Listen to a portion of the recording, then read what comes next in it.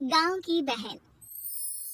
फूलमती काकी, अंजलि दीदी के लिए शहर से फोन आया है। जल्दी से भेजो दुकान पे, नहीं तो फोन कट जाएगा। हाँ हाँ बेटा, अभी भेजती हूँ। अंजलि बेटा, तेरे लिए शहर से फोन है। सब काम छोड़ के जल्दी जाके सुन ले, नहीं तो फोन कट जाएगा। हाँ माँ, अभी जाती हूँ। जरूर मीनाक्षी दीदी का फोन आया होगा। हाय अंजलि। नमस्ते दीदी, मेरा मतलब हाय, कैसी हो आप? यहाँ तो सब ठीक है।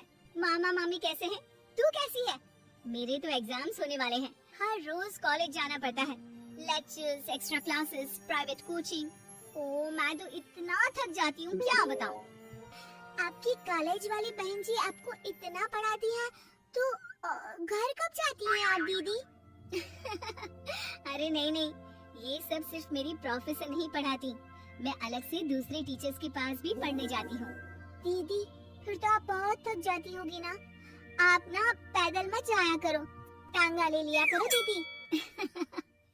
नहीं मेरी भोली बहन, ना मैं पैदल जाती हूँ, ना ही यहाँ टांगा मिलता है। मैं बस से जाती हूँ और थोड़ी दूरी के लिए रिक्शा ले लेती हूँ। सच्ची? वहाँ पर टांगे नहीं, बस चलती है? वाह, वो भी हर रोज?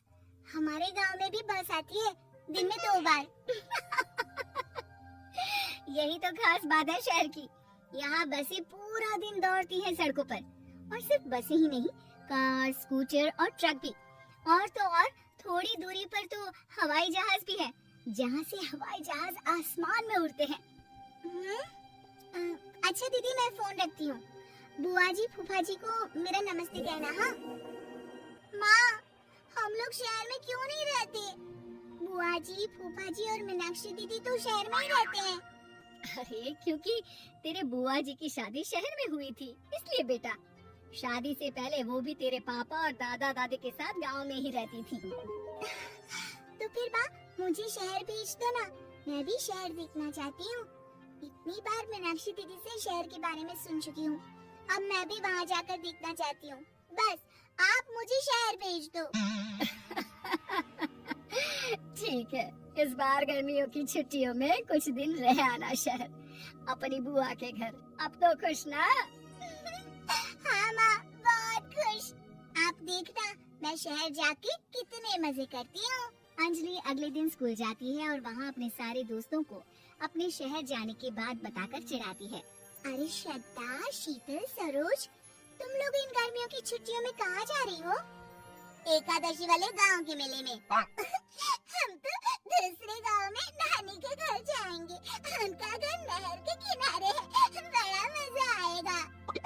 हम इस बार कहीं नहीं जा रहे, बल्कि हमारे घर में रहने के लिए मेहमान आएंगे। और तू? अरे मेरा क्या है, मैं तो बस पास वाले शहर जा रही हूँ, अपनी बुआ जी के घर। वहीं रहूंगी कुछ दिन। तुम लोग चिंता मत करना, मैं चिट्ठी लिखूंगी तुम सबको वहाँ से। पापा, मुझे तो चक्कर आ रहे हैं, जी घबरा रहा है। बेटा, शहर आने की जिद भी तो तूने ही की थी।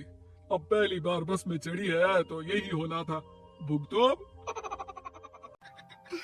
अरे मामा जी, अंजलि, आप लोग आने से पहले बता तो देते, मैं लेने आ जाती बस स्टैंड तक। आओ आओ भैया, आओ बेटी अंजलि। माँ बुआ जी कैसे हैं वहाँ? और भाभी कैसी हैं? सब ठीक है, बस अंजलि जिद कर रही थी कुछ दिन आप लोगों के साथ रहने की, सो छोड़ने आ गया। दीदी, आप मुझे शहर घुमाने ले जाओ ना, मुझे भी शहर देखना है। हाँ हाँ चल, तैयार हो जा जल्दी से। अंजलि तैयार होने जाती है और कुछ देर बाद जब बाहर आती है तो अरे ये क्या कर दिया तूने? मार्केट तक ही तो जाना है। इतनी डार्क रेड लिपस्टिक, इतने बड़े बड़े झुमके और चूड़ियां और चेहरे पर इतना सारा पाउडर। मेरी बहन, ऐसे नहीं चलेगा, जा और ये सब हटा के आ। अरे कैसे, क्यों? मैंने शहर आने के लिए इतनी मेहनत से ये सब इकट्ठा किया था।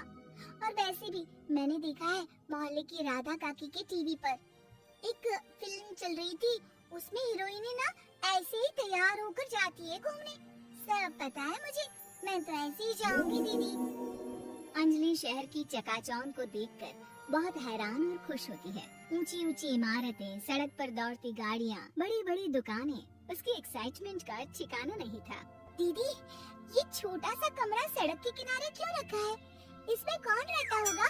ये कमरा नहीं, पीसीओ है, पीसीओ।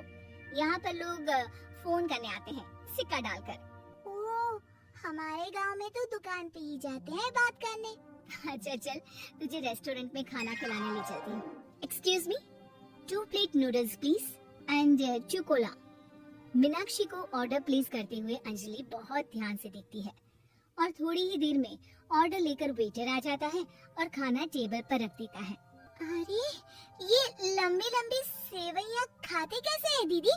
और इसके साथ कोई अचार, प्याज, मूली कुछ भी नहीं दिया, बस ये छोटा सा पेट खुजाने वाला दे दिया है। गांव में तो छोटे छोटे चावल ही होते हैं जो कि हाथ से ही खा लेती हूँ। अब इसे कैसे खाऊं दीदी? एक्सक्यूज मी, एक चम्मच प्लीज और लिटिल प्याज और अचार और मूली और एक गिलास मट्ठा बाद में। अब ये सब सुनकर आसपास बैठे लोगों को हंसी आ जाती है। मीनाक्षी भी अपनी हंसी किसी तरह रोकने की कोशिश करती है और वेटर मुस्कुराता हुआ वहाँ से चला जाता है। अंजलि समझ नहीं पाती कि सब किस बात पर हंस रहे थे, लेकिन वो छींक जाती है। दीदी, मुझे लगता है कि मुझे इन सेवइयों को ऐसे ही खा लेना चाहिए, इसी पेट खुजाने वाले कांटे के साथ। एक काम कर, तू मुझे खाते देख, जैसे मैं खाऊं तो भी वैसे ही खा ले। ठीक है दीदी। अंजलि खाते खाते नूडल्स में सिरका ज्यादा डाल देती है, फिर ऊपर से नमक दाने से खिलते हुए काफी नमक भी अनजाने में छिड़क लेती है। अरे ये क्या क्या खा लिया? अरे हाय हाय, कितना कड़वा है। पानी पानी, ये काला शरबत ही पी लेती हूँ। और जल्दबाजी में अंजलि जल्दी जल्दी कोला पी लेती है, जिससे उसकी नाक में झंझनाहट होती है।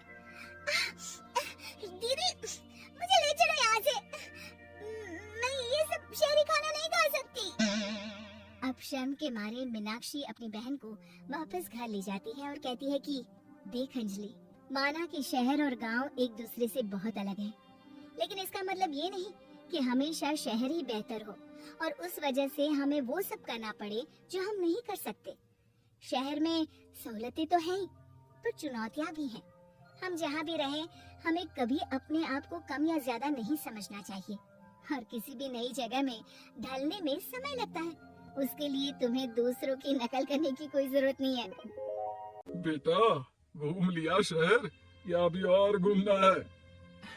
नहीं पापा, मैं अपनी गलती समझ गई हूँ।